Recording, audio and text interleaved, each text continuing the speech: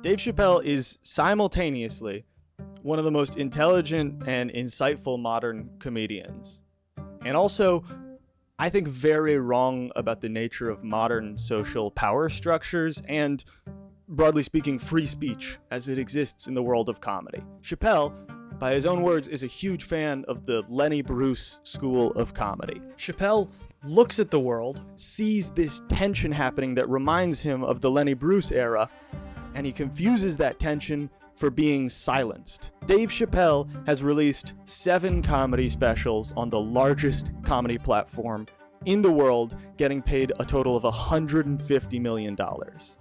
That's not him getting oppressed or silenced. That's amplification. However, the issues that he's bringing up about tension when discussing specific topics are meaningful and insightful, and they're getting at something.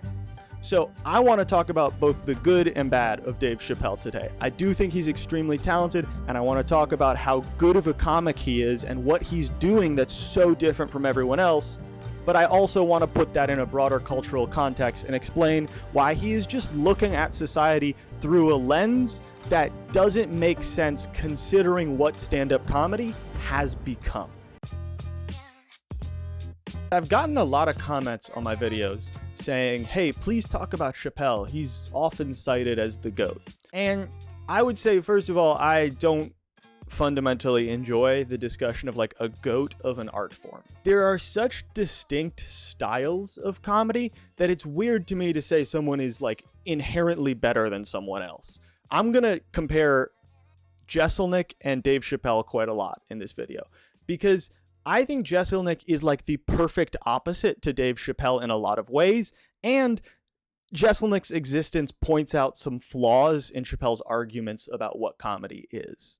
That being said, the thing that Chappelle very well might be the GOAT at is storytelling. I think he is perhaps the greatest storyteller, on par probably with like Richard Pryor, and the techniques he uses are really interesting and surprisingly very, very simple. The first of which is that he just hides the premise of a joke until much later on than you would think. I think one of his most insightful and interesting jokes is the one where he talks about having a backpack full of money. I thought to myself, Jesus Christ, if motherfuckers knew how much money I had in this backpack, they'd kill me for it. Then I thought, holy shit, what if I had a pussy on me all the time? That revelation at the end of the joke feels incredible because instead of telling you up front, hey, this is the story of when I realized what it feels like to be a woman, he just starts telling it. And you have to have faith that he's headed somewhere insightful. And that's actually one of the biggest risk factors in this style of comedy. Because if you start a joke and you do the thing that Dave Chappelle does where he talks really slowly, he takes long pauses, he doesn't tell you where he's headed, it's very engaging as long as you know for a fact that this comedian is about to say something great at the end of this journey. You have to always have faith in that, because as soon as he breaks that trust, if at any point he got to the end of one of those long jokes and it just didn't feel like the payoff was worth it, you would lose faith in him as a storyteller, and the next joke where he was being all slow and dramatic would feel super annoying. And on top of that, he's mastered the art of just like pacing. Silence affects people in a really interesting way. It pulls people in because it almost proves to them you have the confidence to handle that moment. People don't like silence. So if you create intentional silence and you seem okay with it, it's perhaps one of the most confident appearances you can have. And I think one of the most interesting little things that I was told early in my comedy career is that you're not bombing if there's dead silence in the room. You're bombing if people are talking over you. A lot of comics are scared of that silence. But if the room is dead silent, that means people are fully sucked into the story. The thing that really pushes Chappelle above and beyond, though, is his ability to draw really unexpected comparisons between disparate ideas. I'll dive now into one of the modern jokes that kind of started the heat around Dave Chappelle, which is his joke about the LGBTQ car. I think that's a good joke.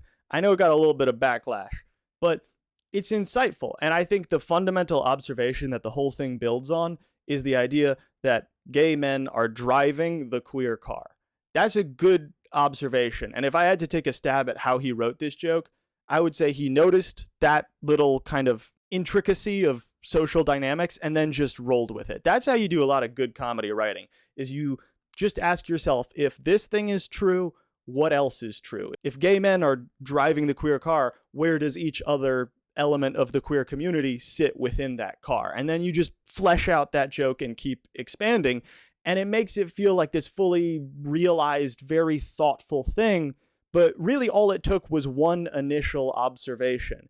And I think if you're trying to write comedy or understand how this works, my strategy is whenever you have a weird thought that feels like a crazy observation, don't shut that down inside yourself. You might be surprised at how many people already agree with that idea, even though no one has said it. That's perhaps one of the strongest feelings you can get from a smart comic, is that sense of, oh, I already knew that, but I'd never heard someone say it before. And I feel that way a lot with Dave Chappelle. And that's the good stuff about Chappelle. Those are all his really good elements of structure when it comes to stand-up comedy. But now let's talk about the other stuff, because I think it's important to look at the history of Dave Chappelle in order to understand his social perspectives. Because I think when you look at the entire history of Dave Chappelle, he has one obsession, and that is the big other. Throughout his entire career, Dave Chappelle has been concerned with the idea of some invisible entity trying to control the world. And I'm not saying he's like a tinfoil hat crazy person, because some of those elements are totally true. Early on in his career, when he felt like he was being controlled by the industry and he left for all those years, very valid. Nowadays, he views that big other as essentially cancel culture, the internet, whatever you want to view it as. And he's not wrong that there is that vibe out there. I would say he's just unusually obsessed with this phenomenon. And as evidence of that, I'm going to go all the way back to the beginning of his career, his literal first television appearance doing stand-up comedy. His set is about him moving to a white neighborhood and feeling uncomfortable because there are a lot of gay men, and he's afraid that those gay men are going to force him to suck their dick. I'm walking home late one night by myself. Nobody else is around. And all of a sudden, this guy comes out of nowhere, man. He puts a gun up to my head, and he doesn't want my money or anything like that. He just says, click, click, click. Suck my dick. That's his first television appearance, his first joke. I don't think it's highly offensive, especially considering when it was released. You can't cancel someone for something we all thought was fine at the time. And I don't even think it goes too far over the line. However, I do think it's indicative of what he's interested in. I think when you as a stand-up comic appear to the world for the very first time, your decision about what you're going to joke about says a lot about who you are trying to present yourself as. What's on your mind? What are you going to talk to people about? And it's fascinating that this early in his career, he's interested in the experience of obviously blackness within a white space and also queerness. Those are major themes throughout his entire career. And I think in those early years where he mostly focused on black and white relationships in our society, he was killing it. I love the Chappelle Show. I love his first two specials. After he came back, I don't know what happened in the time while Chappelle was gone, but there was a change in his comedy style. If you look at his first special, it is all about his experiences in relation to white people. But the way he frames it is very clever. All the stories he tells are told as if he's discovering something about white culture. He tells a story about his white friend interacting with the police. And the way he generally phrases it is he's like, I didn't know you could talk to the police that way. I didn't know is a phrase that sounds like he is learning something. Look at his much more recent work. He doesn't phrase things that way anymore. He tells you about stuff, what to think, what's happening. He's not having this experience of discovery. That change in phrasing, I think, is representative of a change in the way he views everything. I think the reason in more recent years that people have now started to refer to Chappelle as the GOAT is because he kind of started calling himself the GOAT. He did the joke where he's like, I'm going to tell you the punchline at the beginning and you're still not going to see it coming. Structurally, I don't think that's a very impressive joke. I think he just talks for long enough that you kind of forget that you're listening to that same premise, and it proves he's a very engaging storyteller. But I don't know. I'm not blown away by that joke personally. I think it's very show-offy, and I think that's a lot of what his modern stuff is it's like he's back, he needs to tell you about something, and he wants to prove how great he is. And I don't like it as much as his earlier stuff. The most important thing, though, that I really want to talk about with his return is the way he's misinterpreting the state of modern culture. Stand-up comedy has changed. When Lenny Bruce was a comic, there were legitimately laws about what you could and could not say. On top of that, the internet didn't exist. Information was revealed to the world by people like Lenny Bruce. You didn't have instant access to every discussion. In the modern era, there are no real laws about what you can or cannot say, and as a comic, it's nearly impossible to have breaking news or be the person who's on the cutting edge of any issue. By the time you have written, rehearsed, and released a stand-up comedy special, that topic has probably been talked to death by people on the internet. And it's unfortunate because it was cool when comedy had the power to change the world. But I just don't think it does nowadays. And I don't think that's a bad thing. I think comedy has the power to affect people's perspectives, to show people something in a slightly new light, to make something funny. But if you think you're going to be the guy, the modern Lenny Bruce who's changing the world, it just doesn't fit. There is tension online. There are people who are weirdly vindictive on the internet. But when you decide to engage with a topic that people don't all agree on, let's say the issue of trans rights, you are inviting debate. You're gonna get people debating about you on the internet. I, in making this video, am inviting debate about Dave Chappelle. I am accepting the fact that my comment section might be full of people who love Chappelle and now hate me. If I get annoyed about that, that's my fault. I didn't have to make this video. I think Chappelle is not appreciating the fact that he is inviting debate. And when he says things like, they're all just jokes, it shouldn't be this hard to joke, I think that's a little duplicitous. Because the fact of the matter is, returning to Anthony Jeselnik, they aren't just jokes. What Anthony Jeselnik does is just jokes. No one gets mad about Jeselnik's trans joke. I mean, I'm sure someone has, but there isn't massive backlash against Jeselnik, and he is a very offensive comedian.